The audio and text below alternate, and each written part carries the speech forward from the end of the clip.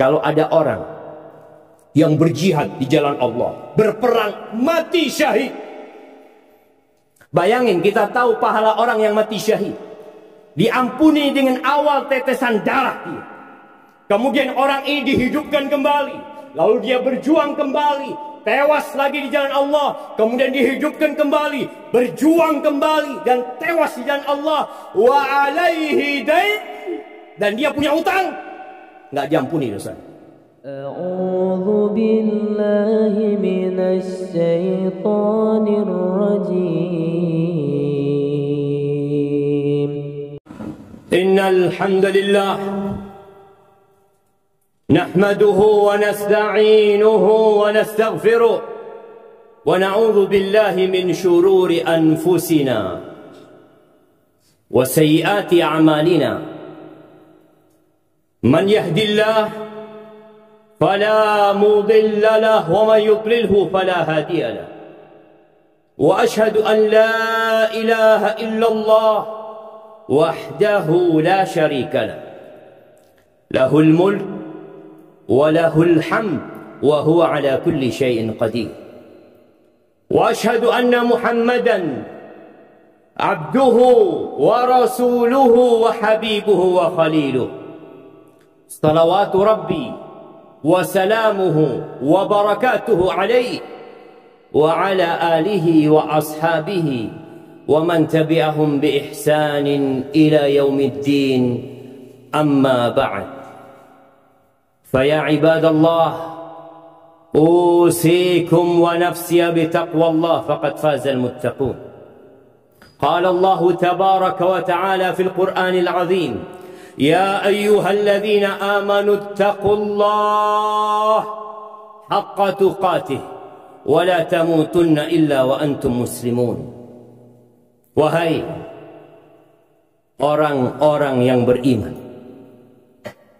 ini seruan Allah hanya untuk yang beriman. Yang tidak beriman ditutup kupingnya. Apa kata Allah? Ittaqullah. Bertakwalah kepada Allah haqqa tuqatih, dengan sebenar-benarnya takwa. Mungkin kita berpikir kalimat takwa adalah kalimat yang sering kita dengarkan. Ya, kita sering mendengarkannya. Tapi tahukah kita bahwa surga itu uiddat lil muttaqin? Untuk siapa itu surga?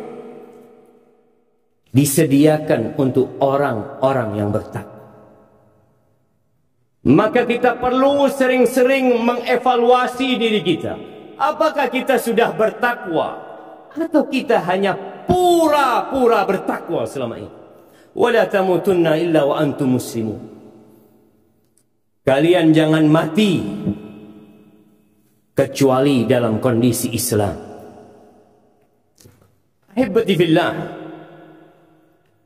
sebagian kita merasa sudah bertakwa, merasa sudah banyak ketaatan dia. Dia memakmurkan masjid, dia mungkin imam, dia mungkin ustaz, mungkin banyak sedekah dia, mungkin rajin dia membaca Al-Quranul Karim. Ya, alhamdulillah, kita bersyukur kepada Allah. Tapi kita perlu tahu, ternyata pada hari kiamat kelak ada orang-orang soleh, ada orang-orang yang banyak ketaatannya masuk neraka. Kemana ketaatan dia? Kemana sholat dia? Kemana Quran yang dia baca? Kemana puasa sunnah yang dia lakukan? Habis ibadahnya. Gara-gara apa? Ternyata ada perampok-perampok amalan dia. Ada pencuri-pencuri ibadah dia, yang dia nggak sadar tatkala hidup di dunia. Oleh karena itu, Nabi kita Muhammad sallallahu alaihi wasallam memperingatkan kita bagaimana kita menjaga amalan kita, Jangan hanya sibuk beramal, tapi kita tidak menjaga amalan tersebut. Di dalam hadis yang diriwayatkan Imam Muslim dari Abu Hurairah radhiyallahu taala anhu qala Rasulullah sallallahu alaihi wasallam, "Atadruna manil muflis?" Kalian tahu tidak siapa yang disebut orang yang pailit, orang yang bangkrut? Kata para sahabat, "Al-muflisu fina man la dirhama lahu wa la mata." Kalau orang yang bangkrut di tengah-tengah kita, kita tahu siapa? Orang yang nggak punya aset, nggak punya cash, la fulus, wala aset, habis semuanya. Itu orang yang bangkrut. Nah, itu di dunia. Walakinnal muflisa min ummati man ya'ti yawmal qiyamah bi salatin wa siyamin wa zakat. Adapun orang yang bangkrut dari kalangan umatku adalah orang yang kelak datang pada hari kiamat. Dia datang membawa pahala solat. Berarti dia solatnya ikhlas lillahi ta'ala. Ada pahalanya. Bukan riak solatnya dia. Ikhlas. Sesuai dengan tuntunan Rasul SAW. Dia bawa pahala puasa. Berarti puasanya ikhlas lillahi ta'ala. Dia datang dengan pahala zakat. Menunjukkan ibadah dia berpahala. Namun orang ini bangkrut gara-gara ya'ti wa qad syatama hadha wa qadhafa hadha wa akhadha mala hadha wa daraba hadha wa safaqa dama hadha fayu'ta hadha min hasanatihi wa hadha min hasanatihi fa in faniyat hasanatuhu qabla an yuqda alayhi ukhidha min sayiatihim thumma turiha alaihi thumma turiha finnar. Dia datang bawa pahala yang banyak. Soleh ini, orang baik. Mungkin di mata kita orang ini Masya Allah alim, ahli ibadah, tapi ternyata lisannya tidak dijaga.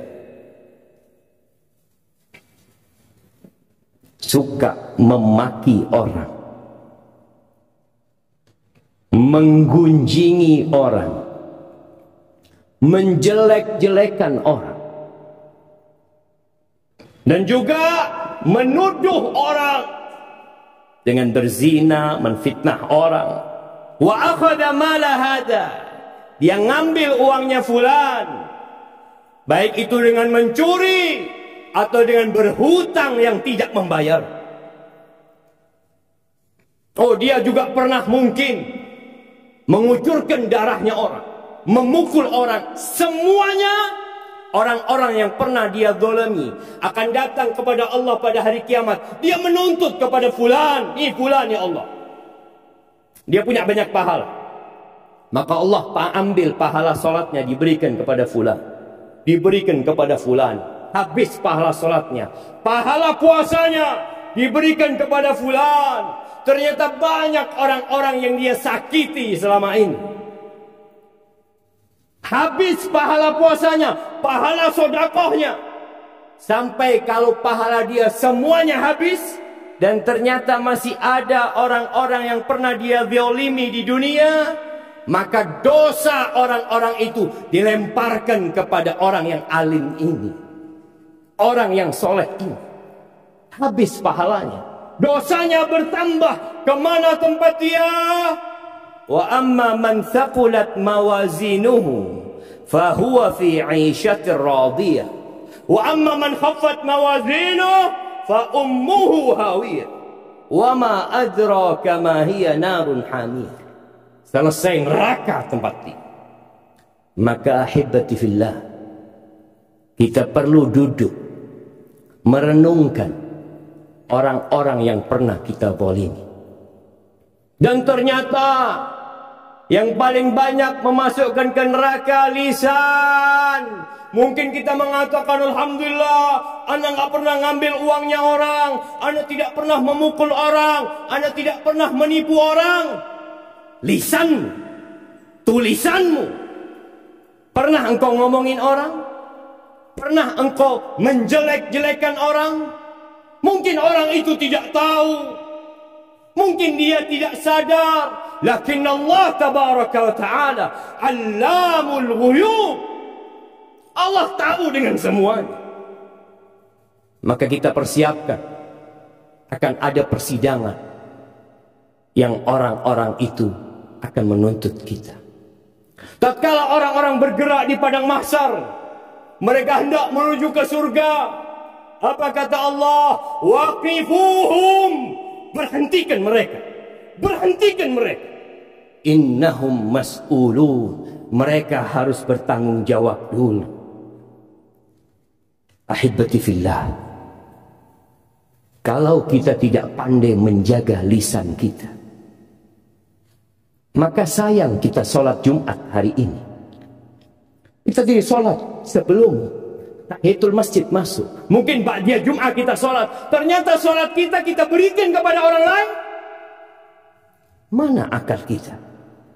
Aqulu qawli hadha wa astaghfirullah li wa lakum wa lisa'il mu'minin wal mu'minat fastaghfiruh innahu huwal ghafurur rahim.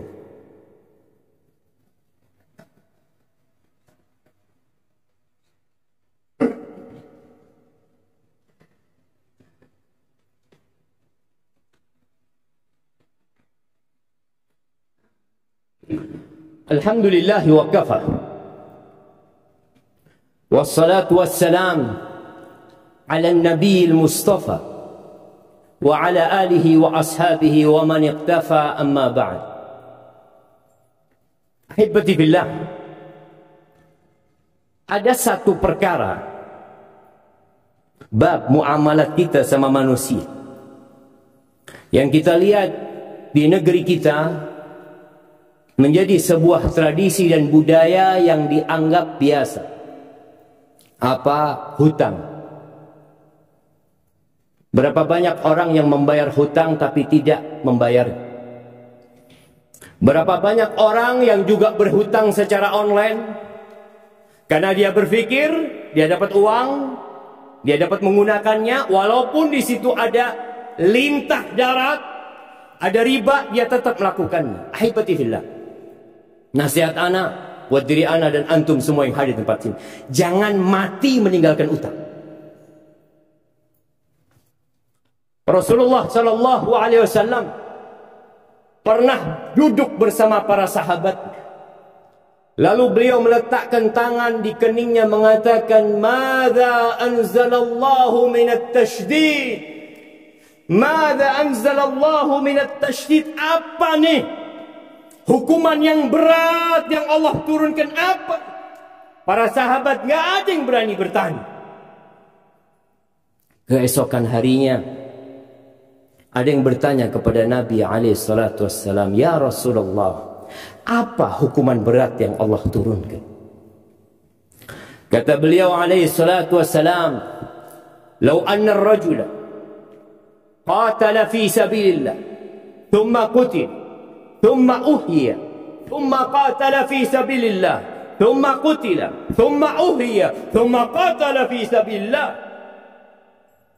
thumma qutila." Kalau ada orang yang berjihad di jalan Allah, berperang, mati syahid. Bayangin, kita tahu pahala orang yang mati syahid diampuni dengan awal tetesan darah dia. Kemudian orang ini dihidupkan kembali, lalu dia berjuang kembali, tewas lagi di jalan Allah, kemudian dihidupkan kembali, berjuang kembali dan tewas di jalan Allah. Wa alaihi dain, dan dia punya utang, nggak diampuni dosa.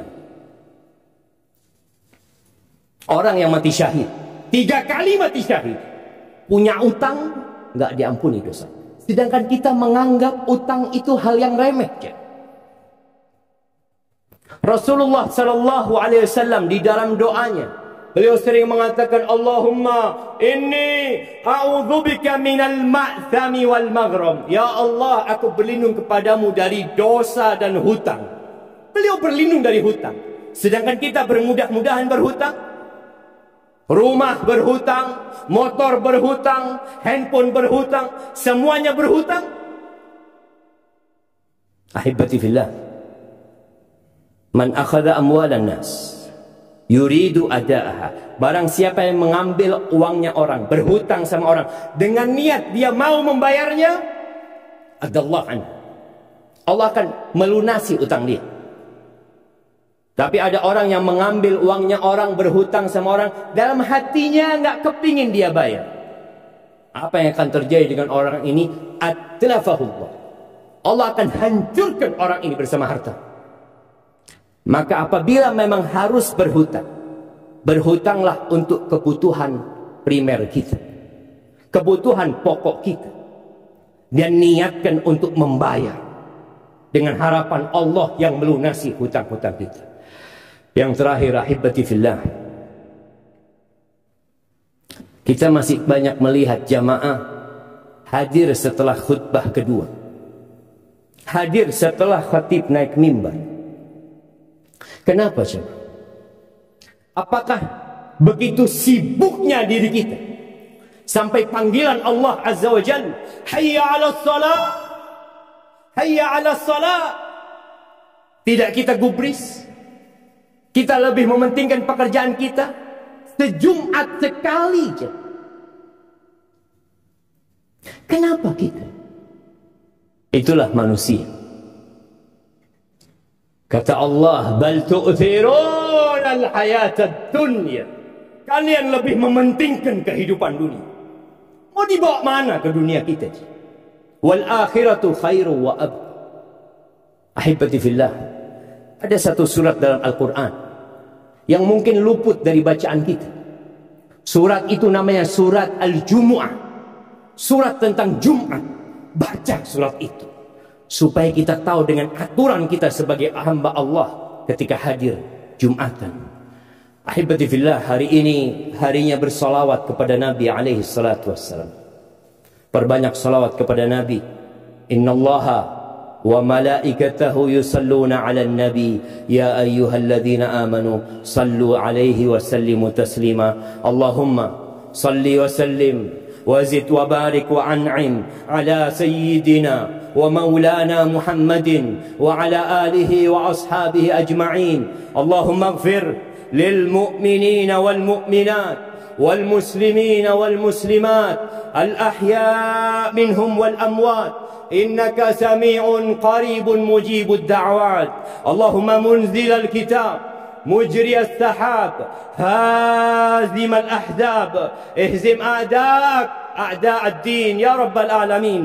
اللهم انصر إخواننا المستضعفين في كل مكان. اللهم انصرهم وأيدهم يا رب العالمين. اللهم أصلح ولي أمرنا وولاة أمور المسلمين. اللهم أصلح ولي أمرنا وولاة أمور المسلمين. ربنا ظلمنا أنفسنا وإن لم تغفر لنا وترحمنا لنكونن من الخاسرين. اللهم توفنا مسلمين وألحقنا بالصالحين. ربنا آتنا في الدنيا حسنة وفي الآخرة حسنة وقنا عذاب النار. وسبحان ربك رب العزة عما يصفون وسلام على المرسلين والحمد لله رب العالمين. بسم الله الرحمن الرحيم.